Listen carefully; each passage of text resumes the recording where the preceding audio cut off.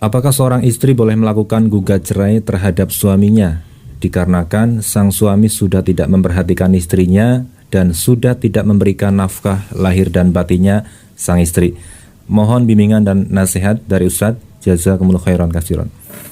Nah, di antara sebab-sebab yang membolehkan seorang wanita untuk meminta cerai dari suaminya atau gugat cerai adalah perkara-perkara yang disebut tadi.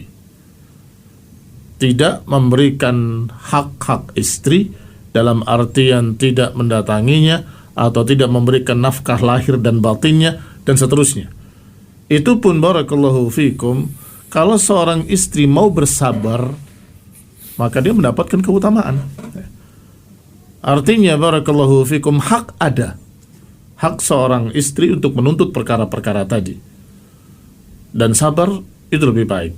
Misalnya ditinggal untuk suatu hajat pribadinya sang suami dalam keadaan tidak memberikan nafkah, tidak memberikan apalagi nafkah batin, tidak pernah datang sampai 1 tahun misalnya, itu sudah melampaui dari batas yang disebutkan dalam athar-athar. Batas yang disebutkan dalam athar-athar itu 4 bulan atau 6 bulan. Sebagaimana pernah kita kisahkan tentang Umar bin Khattab yang mengutus pasukannya sampai sekian bulan. Ternyata ketika beliau tafaqada artinya memeriksa rakyatnya, dia mendengar dari balik tembok, dari balik dinding sebuah rumah, seorang wanita yang mendendangkan syair kerinduan. Mendendangkan itu membacakan, bukan nyanyi ya. Membacakan syair kerinduan. Bahkan sampai ada kalimat laula khaufullahi lataharrakat jawanibuh. Kalau saja bukan takut pada Allah akan goyang ranjang ini. Umar ketakutan. Jangan sampai mendolimi mereka para wanita. Maka saat itu dia tanya kepada anaknya Hafsah, berapa kuatnya wanita ditinggal oleh suaminya? Kalau tidak salah riwayatnya menyebutkan 4 bulan atau 6 bulan, saya lupa, wallahu ta'ala alam. Maka beliau memberikan kebijakan yang baru bahwa pasukan harus diganti setiap 4 bulan atau setiap 6 bulan. Ini barakallahu fikum karena melihat hak-hak para wanita, sehingga wallahu ta'ala a'lam, kalau dia mau sabar dan dia berhusnudzan pada suaminya bahwa dia ada hajat yang sangat penting, wabihi wa ni'mah, itu kesetiaan seorang wanita yang mendapatkan pahala yang besar. Kalaupun dia mau menuntut, maka dia punya hak. Barakallahu fikum. Bismillah, Afan mau nanya, apakah jika kalau istri sudah membuat surat rapak, keterangan pengajuan cerai sepihak kepada suami, itu sudah termasuk bercerai? Tidak jatuh talak sama sekali. Tidak pula khulu. Jadi, perempuan itu tidak memegang hak untuk menceraikan. Yang memiliki hak menceraikan adalah suami. Kalau suami menyatakan cerai, maka jatuh talak. Sehingga hati-hati bagi para suami, jangan mentalnya seperti mental para istri, para wanita. Kata para ulama, kalau saja talak itu ada di tangan perempuan, niscaya dalam 1 hari mereka akan menceraikan 8 suami. Dalam 1 hari 8 suami diceraikan, kata mereka. Ya perempuan, demikian emosinya. Tetapi laki-laki jangan seperti itu, dikit-dikit cerai, dikit-dikit cerai. Ucapanmu cerai, jatuh. Tetapi di sini pertanyaannya, kalau sang istri kemudian mengajukan rapak, yakni pengajuan cerai sepihak, maka itu belum jatuh cerai, belum pula jatuh khulu sampai ada keputusan dari pengadilan. Pengadilan akan melihat alasan-alasannya. Kalau sampai ternyata memang wajar untuk dipisahkan, maka pengadilan akan memisahkan. Itu bukan cerai, namanya khulu. Khulu itu banyak perbedaannya dan sudah pernah kita terangkan kalau nggak salah pada pertanyaan-pertanyaan yang lalu, bahwasanya dipisahkan dan dikembalikan maharnya, dan tidak ada masa iddah, hanya istibra. Istibra itu pembebasan rahim, dan pemisahannya pemisahan bain. Bain itu maknanya tidak bisa rujuk kembali kecuali dengan cerai, dengan nikah ulang. Tidak bisa rujuk kembali kecuali dengan nikah ulang dan lain-lain. Wallahu ta'ala a'lam. Bismillah, Assalamualaikum warahmatullahi wabarakatuh. Waalaikumsalam warahmatullahi wabarakatuh. Afan Ustadz izin bertanya, apakah khulu bisa sah apabila sang suami menerima khulu istrinya dengan tebusan yang telah disepakati, tapi tidak di pengadilan, namun hanya di depan dua wali atau dua keluarga inti, yakni ayah ibu dan suami dari ayah istri. Pertanyaan mungkin, apabila tidak sah, apakah harus mengulanginya di pengadilan? Kemudian kapankah masa iddah dalam sebuah perceraian mulai dihitung? Mungkin itu. Jazakallahu Ustaz. Alamatnya khulu itu berbeda dengan cerai. Alamat maksudnya dituju ya. Kalau kepada suami namanya minta cerai. Wahai suamiku, ceraikan saya. Kalau perlu saya berikan sekian agar saya diceraikan.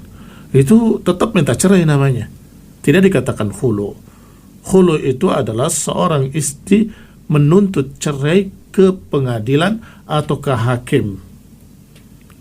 Barakallahu fikum. Kalau memintanya pada suami dan suami kasih, berarti yang ngasih siapa? Suami. Kalau yang ngasih suami namanya apa? Cerai. Kalau cerai sudah kita kenal bagaimana syarat-syaratnya, bagaimana aturan-aturannya. Tetapi kalau khulu adalah ketika dia mengajukan khulu dan alasannya diterima oleh hakim, maka akan diperintah atau akan diputuskan oleh hakim tadi, kembalikan maharnya. Setelah itu akan dikatakan bahwa dengan ini terpisahlah engkau dari suamimu, tidak bilang cerai loh ya, tidak bilang cerai, terpisahlah dari suamimu, bain. Apa maknanya bain? Tidak bisa rujuk lagi. Bain maknanya tidak bisa rujuk lagi, artinya bain itu lepas. Apakah seperti talak 3? Berbeda. Kalau itu bain kubro, kalau ini bain yang sugro, artinya dia terpisah dari suaminya dan tidak bisa rujuk kecuali nikah kembali, melamar kembali, mahar kembali, begitu. Berbeda dengan rujuk. Kalau rujuk itu kan cukup dengan bertemu, kemudian sepaham, kemudian jima, selesai rujuk. Kalau ini enggak, karena sudah terpisah. Yang ketiga, perbedaannya adalah bahwa maharnya, iddahnya tidak ada. Tidak ada masa iddah. Yang ada namanya al-istibra. Al-istibra itu pembebasan rahim hanya 1 bulan. Kalau 1 bulan haid, berarti rahim tidak ada janin. Berarti rahim dalam keadaan bersih. Maka dia sudah boleh menikah. Jadi 1 bulan itu bukan iddahnya 1 bulan, bukan. Itu istilahnya istibra, pembuktian bahwa rahim bebas dari janin. Setelah itu dia boleh menikah lagi. Ini perkara-perkara ini berbeda sekali dengan cerai. Barakallahu fikum. Sehingga perhatikan baik-baik. Apakah engkau meminta cerai atau meminta khulu? Kalau kepada suami namanya minta cerai.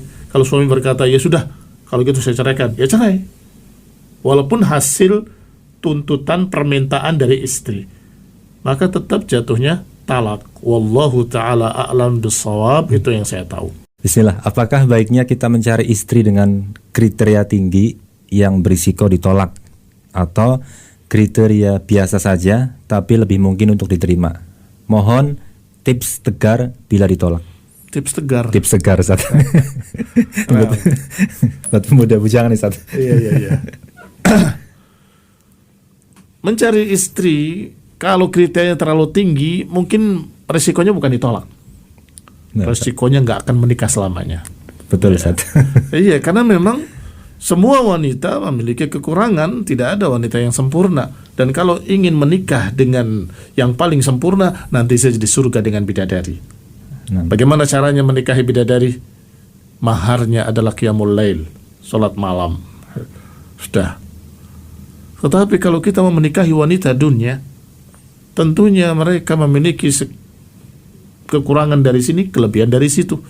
Ada kelebihan di sana, ada kekurangan di sini, dan selalu seperti itu. Sehingga fadfar bidatid din taribat yadak. Kata Nabi SAW, carilah yang bagus agamanya, kamu gak akan menyesal. Kalau enggak, celaka kamu, kata Nabi. Kalau enggak, celaka kamu. Sehingga cari yang bagus agamanya, tapi wajahnya kayak kurang-kurang, sedikit begitu, kurang ini, kurang itu. Kalau engkau terus bersamanya, melihat akhlaknya, akan tumbuh cinta biidnillahi ta'ala. Sebagaimana yang pernah diriwayatkan tentang seorang wanita yang bertanya kepada Rasulullah SAW, ya Rasulullah, aku dilamar oleh fulan. 3 orang yang menginginkan atau ingin menikah denganku. Bagaimana ya Rasulullah SAW? Mana yang aku pilih? Kata Nabi, amma fulan fasu'lukun la mala lahu. Adapun si fulan, dia fakir, tidak memiliki harta. Adapun si fulan, la yadha' asahu an atiqihi, tidak pernah meletakkan tongkatnya dari pundaknya, sering memukul istri. Inkihi Usama, inkihi Usama, inkihi Usama. Nikahlah dengan Usama bin Zaid. Hibbu Rasulullah SAW, ibni hibbi Rasulullah. Kecintaan Nabi, anaknya kecintaan Nabi. Kata wanita tadi, sungguh aku melihat di antara 3 itu Usamah yang paling hitam, yang paling jelek. Tapi karena Nabi yang menyuruh, maka aku terima lamarannya. Setelah aku menikahinya, sungguh demi Allah, aku menduga aku orang paling bahagia di dunia ini atau di antara masyarakat saat itu. Ini barakallahu fikum, karena melihat agamanya dan melihat bimbingan Rasulullah SAW. Inkihi Usama. Ikhwan ibn a'azakumullah, sehingga kriteria yang kalian pilih, carilah yang wanita yang salihah. Salihah itu adalah dia mengamalkan ilmunya. Kalimat fadfar bidzatid din bukan jumlah ilmu yang dihafal, tetapi apa yang diamalkan. Kalau dia perangainya sesuai sunnah, akhlaknya sesuai sunnah, berbakti pada orang tuanya, Masya Allah, ini alamatul khair, nikahi dia. Wallahu ta'ala a'lam bissawab. Adapun tipsnya, tegar, kalau ditolak ya, jangan menyerah. 1, kamu harus yakin bahwa kamu tidak tahu. Kamu lihat aja dari jauh, bagaimana mungkin kamu tahu nanti kalau nikah sama dia kayak apa? Tidak tahu. Yang lebih tahu adalah Allah. Yakinilah bahwa yang lebih tahu adalah Allah. Sehingga kalau ditolak, Allah menghendaki dia bukan jodoh saya. Selesai. Emang kamu tahu dia akan jadi baik buatmu? Belum tentu. Emang kamu yakin kalau dia menikah denganmu, kamu akan mendapatkan kebahagiaan? Juga belum tahu. Sehingga mintalah kepada Allah SWT dengan istikharah. Jadi pertama, kita yakin bahwa kita tidak tahu, Allah yang lebih tahu. Yang kedua, kita doa istikharah yang di dalamnya ada pernyataan pertama tadi. Innaka ta'lam wa la a'lam. Innaka 'allamul ghuyub. Ya Allah, engkau tahu, aku tidak tahu. Engkaulah yang 'allamul ghuyub. Engkaulah yang maha tahu, yang gaib. Kalau orang ini baik buatku, pada agamaku, pada duniaku, maka takdirkanlah untukku.